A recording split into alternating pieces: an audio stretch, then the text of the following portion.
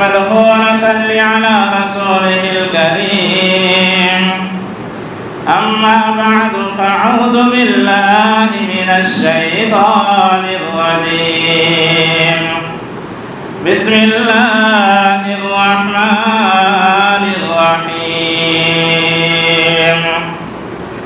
وبشر الذين آمنوا وعملوا الصالحات أن لهم جنات تجري من تحتها الأنهار كلما رزقوا منها من ثمرة رزقا قالوا هذا الذي رزقنا من قبل وأتوا به متشابها ولهم فيها أزواج مطهرة وهم فيها خالدون.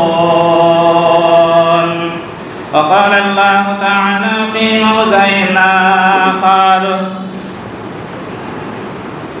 وأما الذين آمنوا وعملوا الصالحات فلهم جنات المأوى نزلا بما كانوا يعملون. وقال الله تعالى في موضع آخر وأما من خاف مقام ربه ونهى النفس عن الهوى فإن الجنة هي المأوى. وقال النبي صلى الله عليه وسلم عن أبي هريرة رضي الله تعالى عنه قال قال رسول الله صلى الله عليه وسلم الدنيا سجن المؤمن وجنة الكافر.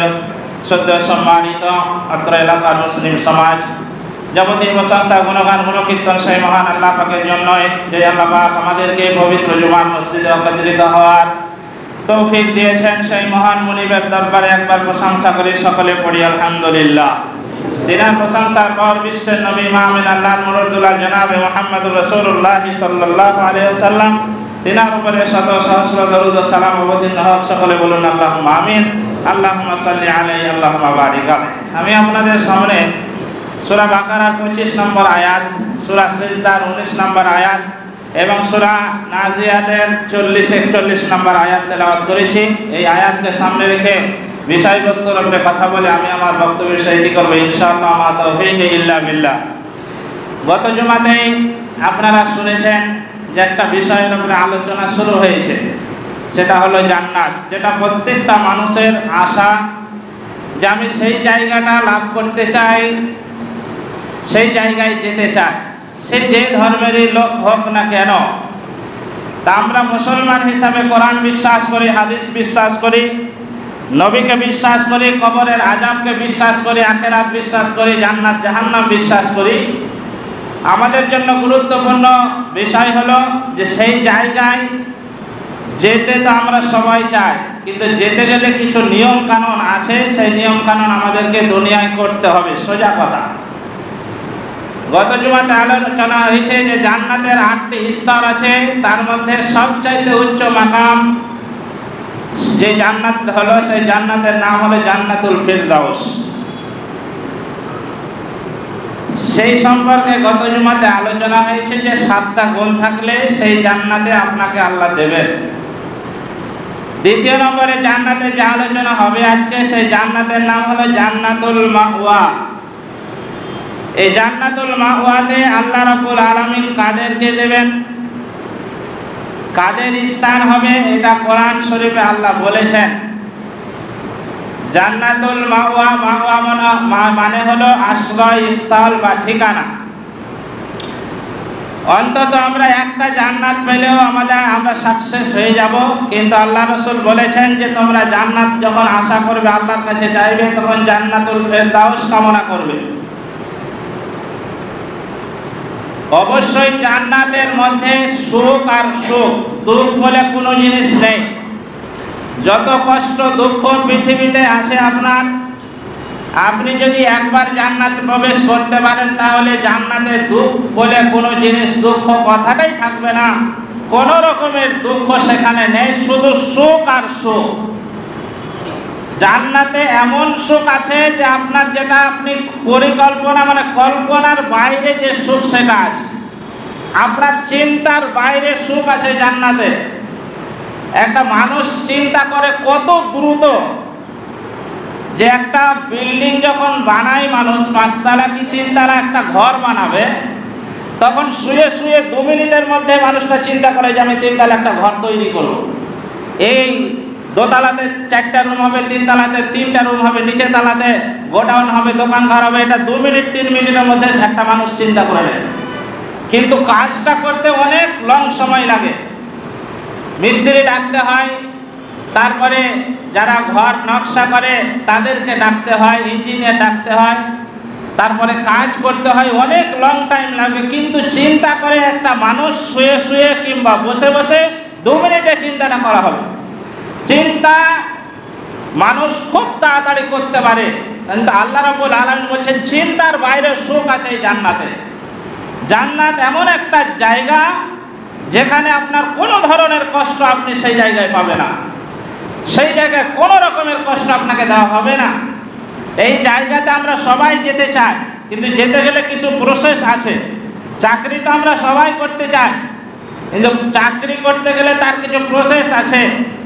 এমামতি অনেকেই করতে যায়, মনে সাহেব হলেই ভালো ছিল, পরের বাড়ি ডিম ভাত খেতাম আর ঘুরে বেড়াতাম মোটরসাইকেল নিয়ে।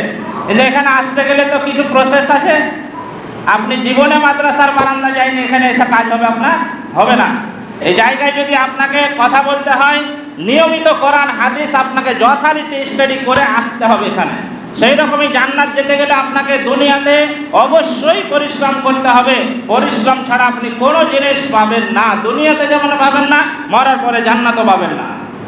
তাহলে জান্নাত কি আপনাকে সামান্য একটু আপনাকে ছিটাফোটা উদাহরণ দিচ্ছে।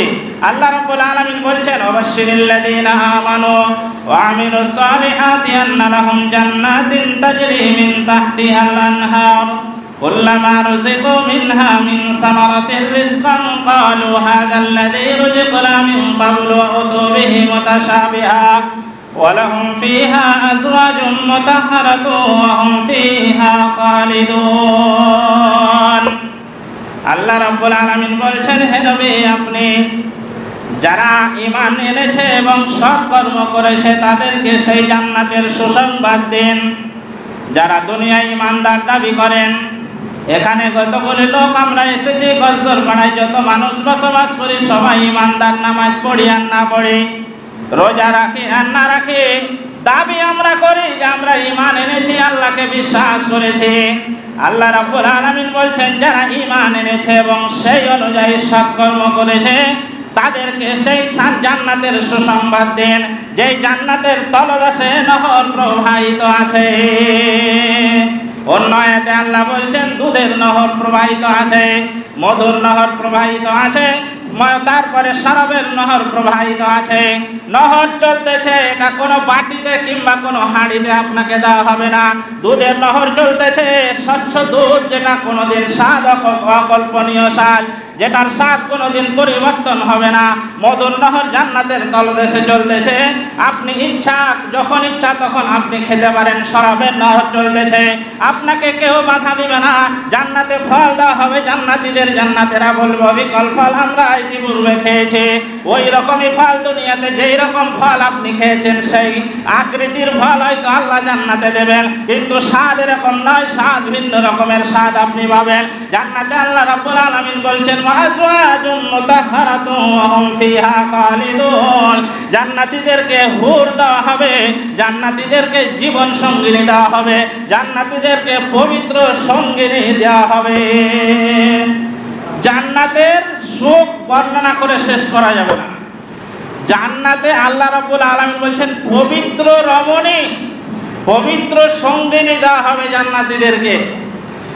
দুনিয়াতে যুবক ছেলে যারা এখন যুবক, যাদের ব্যাটারি লো হয়ে গেছে, 40, 45, 50 হয়ে গেছে, তারা এককালীন যুবক ছিল, ওরাও খুব বেড়া ভেঙেছে।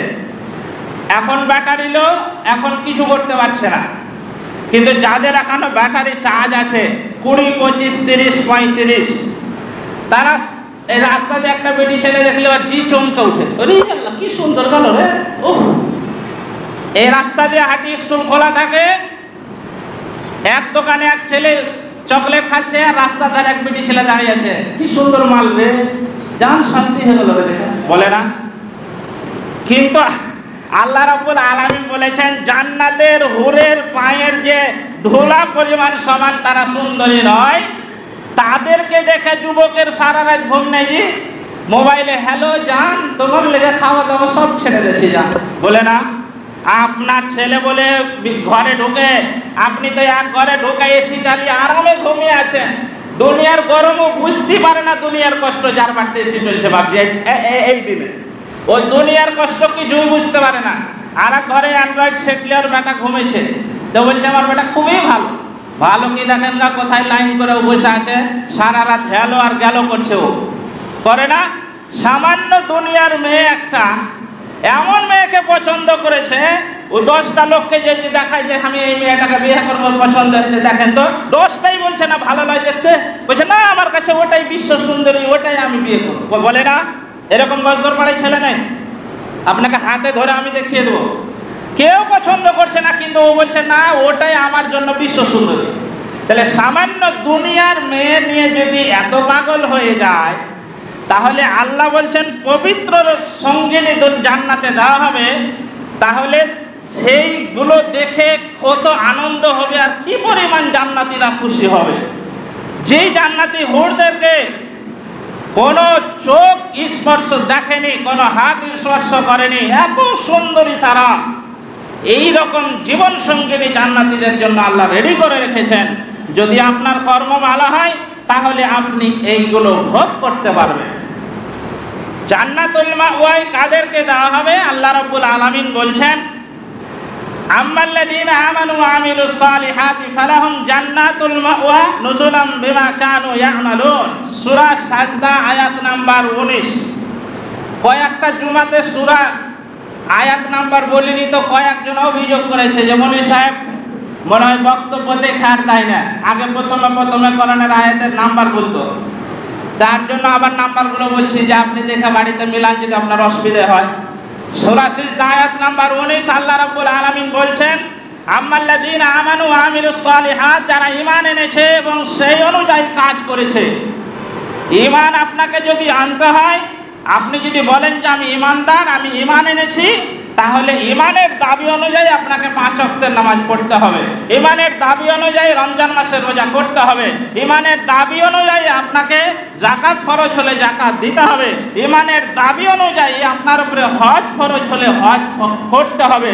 বছর বানাতে যদি আপনি গণাতে বলেন, আমি আপনাকে 50টা লোক গণিয়ে দেবো যে এই লোকগুলোর উপরে হজ ফরজ হয়ে গেছে, তারা হজে যায় না, নেই এরকম গজল পড়াইলে।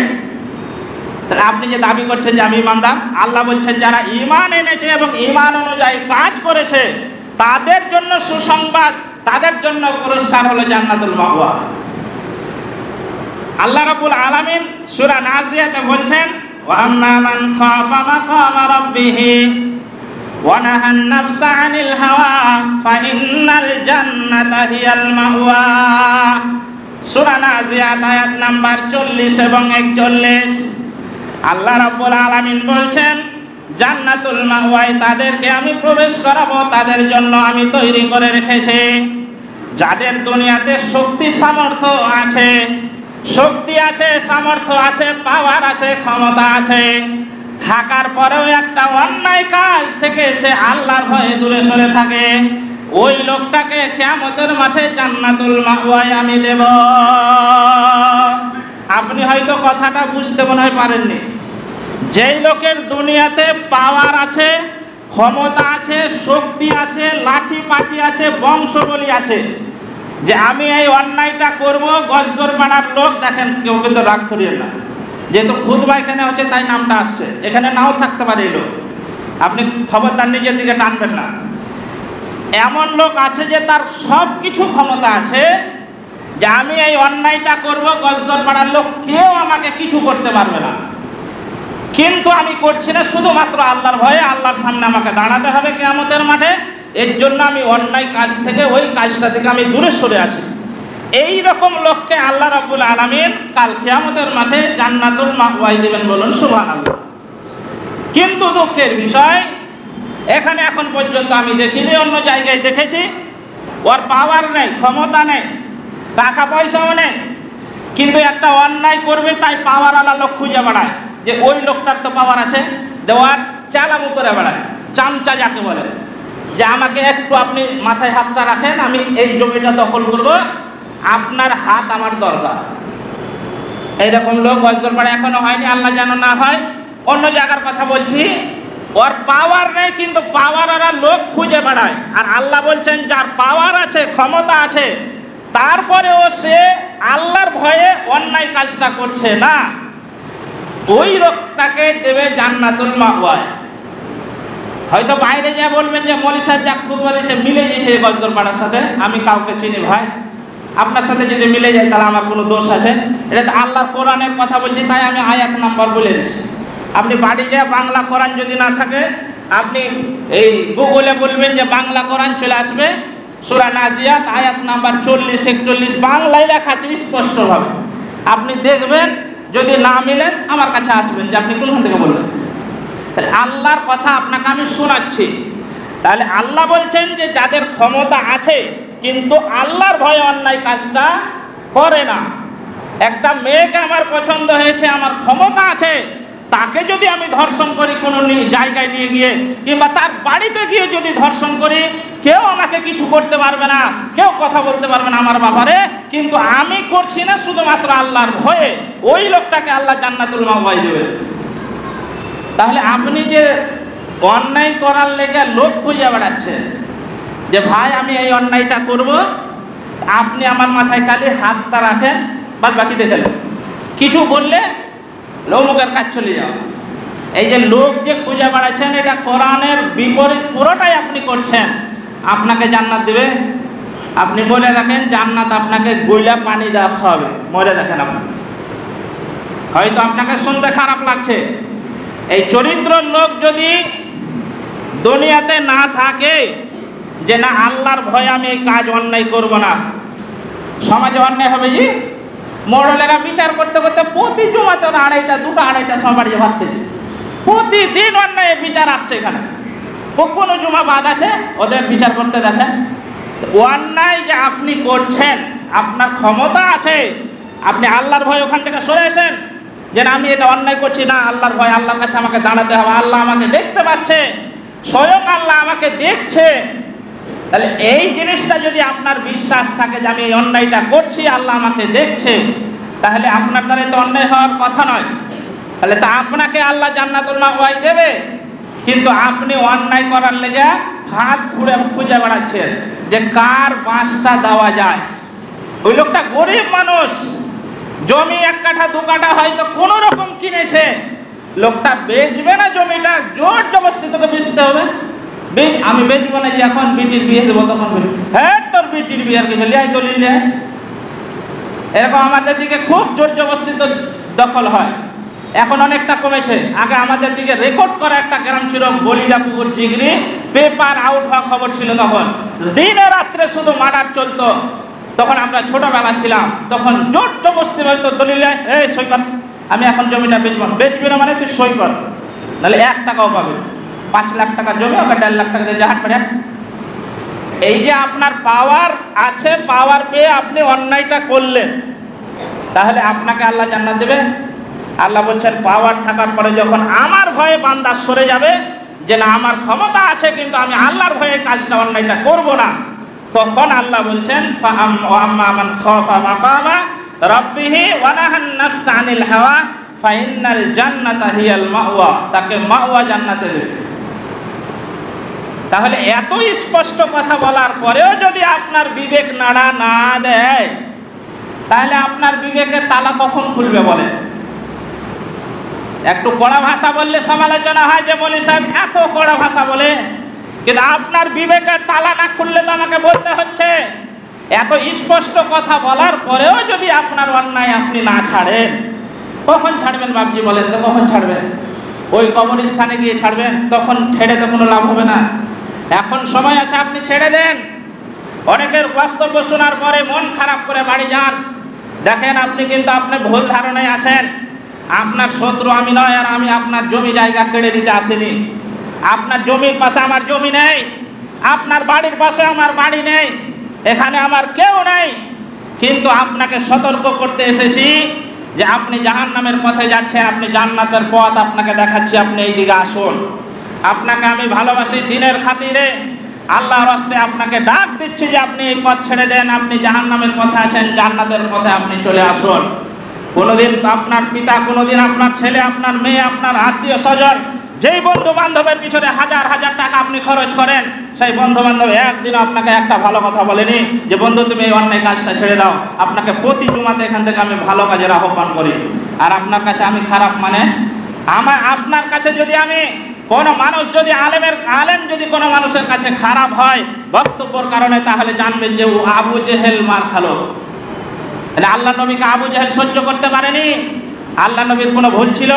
বলেন, কোনো ভুল ছিল? আল্লাহ নবী কোনো ভুল করেছিলেন? শুধুমাত্র হক প্রতিষ্ঠা করার জন্য সমাজে অন্যায়কে অন্যায় করতে দেব না, কোরআন বাস্তবায়ন করতে হবে, কোরআনকে সমাজে চালু করতে হবে, এই কথা বলার কারণে আবু জেহেল আল্লাহ নবীর বিরোধিতা করেছিল, মারার জন্য কতবার চেষ্টা করেছিল। আজকে যদি আপনার খুতবার কারণে মন খারাপ হয়, জানবেন যে আপনার রক্তে আবু জেহেলের রক্ত আছে, আপনি ল্যাবরেটরিতে যে রক্ত চেক করেন না। আর না হলে আপনি এখন পরিবর্তন হয়ে যান যে আমার দ্বারা এই অন্যায় কাজগুলো হচ্ছে, এটা ঠিক নয়, আমাকে মরতে হবে, আমাকে আল্লাহর কাছে হিসাব দিতে হবে। এই বক্তব্য যে আজকে শুনলাম, সত্যিতে এইগুলো তো আমার দ্বারা অন্যায় হচ্ছে, আমার পাওয়ার আছে, আমার ক্ষমতা আছে, কিন্তু আল্লাহর সামনে তো আমাকে দাঁড়াতেই হবে। আজকে হয়তো একটা গরিব মানুষকে অন্যায়ভাবে 2 থাপ্পড় মেরেছেন, আপনি কিছুই করতে পারেন না, কিছুই করতে পারে না সেই গরিব মানুষটা, কিন্তু কিয়ামতের মাঠে সেই শক্তি তো আপনার থাকবে না বাবজি। সেই শক্তি নিয়ে তো আপনি কবরে যাবেন না। আপনার দুনিয়াতে হয়তো কবর পর্যন্ত আপনার অনেক লোক, অনেক শক্তি, অনেক পাওয়ার, কিন্তু যখনই শ্বাস বন্ধ হয়ে যাবে, পাওয়ার আর থাকবে না। ওই গরিব মানুষের বিচার হবে কিয়ামতের মাঠে। আজকে তুমি হজ করে এসছো, লোকের জমি মেরে খেয়ে, এখনো 3 বিঘা তোমার দাগে জমি দখল করে রেখেছো, আর হজ করে এসে তুমি মুসাল্লি সেজেছ, আল্লাহু আকবার। তোমার হজ জিদ্দা এয়ারপোর্টে মরে পড়ে আছে, দেখো গা, আল্লাহর কাছে কবুল হবে না। যা অন্যায় করে রেখেছেন পাই টু পাই কিয়ামতের মাঠে আল্লাহর কাছে আল্লাহর হিসাব নেবে। তারপরে যা নেকি কামাবেন আপনি দুনিয়ায়, ওই লোকটাকে দেবে, ওই লোকটাকে জান্নাতে দিয়ে দেবে, আর আপনাকে জাহান্নামে দিয়ে দিবে তার গুনাহে। তাহলে আপনার মতন খ্যাপা দুনিয়াতে আছে? আপনাকে 100 বার বলছি যে আপনি ইনকাম করেন। এত মানুষ, কিছু মানুষ আছে ইনকাম করছে, এমনভাবে ইনকাম করছেন, হারাম পথে ধারাতার ইনকাম করছে, এমন ইনকাম করে রেখেছে, ও যদি মরা পর্যন্ত বসে খায় তো আর জায়গা জমি শেষ হবে না। এখনো সে লোকের জমি জোর জবরদস্তি দখল করে নিচ্ছে। আচ্ছা ভাই, আপনাকে আমি বুঝাচ্ছি, ওই লোকটার যে জমি জোর জবরদস্তি দখল করে নিলেন, ওটা আপনি ভোগ করতে পারবেন? আল্লাহ আপনাকে ভোগ করতে দিবে? আপনি মরে যাবেন, আপনার বেটারা ভোগ করবে, আর হিসাব দিবেন আপনি। আপনার মতন শেষ পাগল পৃথিবীতে কেউ আছে? যেটা ইনকাম করবেন সেটা ভোগ করার চেষ্টা করুন, যেটা খাবেন, যেটা পড়বেন, এটাই আপনার। আর আপনি অন্যায়ভাবে এখনো 180 মাইল বেগেলে ইনকাম করছেন। সুবহানাল্লাহ। এসি ঘরে ঘুমাচ্ছেন, কি ঠান্ডা বাতাস, গরমে ঘুম হয় না, যে ফজরে আসতে পারি না। আর যারা এসি ঘরে থাকছে তারা চাদর গায়ে মেলে ঘুমেছে, শুনছি ওদের মুখে, কত কষ্ট লাগছে। আল্লাহ আপনাকে সুখ দিয়েছে, আমি এসির বিরোধিতা করছি না, আপনাকে সুখ দিয়েছে, এসির ক্ষমতা আছে, আপনি চালান, করেন, কোনো অসুবিধা নেই। কিন্তু ওই ইনকাম যদি হারাম হয় বাবজি, তাহলে আল্লাহর কসম করে বলছি, জান্নাত তো যাওয়া দূরের কথা, জান্নাতের গন্ধ আপনি পাবেন না। তাহলে জান্নাত আমরা সবাই যেতে যাই, কিন্তু আমাদের কর্ম কিন্তু জান্নাতের হচ্ছে না। আমি একটা কথায় কয়েক জুমার আগেও বলেছি, শেষ কথা বলছি, টাইম শেষ হয়ে গিয়েছে। রমজান মাসে যখন ইমামতি করতাম মনে হচ্ছিল কাবা শরীফে ইমামতি করছি, আর এখন মনে হচ্ছে যে কোন দেহাত্তা এলাকাতে সাঁতাল পাড়াতে এসছে, হিন্দু পাড়াতে বসবাস করছি, 10 ঘর মুসলমান আছে, ওই এরকম মসজিদে ইমামতি করছি, ফজরের সময় এক কাতার হয় না। আপনাকে বলছি, আপনাদেরকে গজর পাড়ার লোককে, যে ফজরের সময় এক কাতার হয় না, এটা হচ্ছে জুম্মার মসজিদ, এই হচ্ছে অবস্থা। আর হা করে বসে আছেন যে বললে আমাকে জান্নাত আল্লাহ দিয়ে দিবে। আমি কেনে ওই সুদাইস কাবা শরীফের ইমাম কারি আব্দুর রহমান সুদাইস যদি জানাজা পড়ায়, তাও কোনো 4 পয়সা আপনার লাভ হবে না। যদি অন্যায়ভাবে কারো জমি দখল করে রাখেন, অন্যায়ভাবে কোনো মানুষকে মেরে রাখেন, অন্যায়ভাবে যদি আপনার ইনকাম থাকে, হারাম পথে যদি আপনার ইনকাম থাকে, তাহলে 4 পয়সা লাভ হবে না।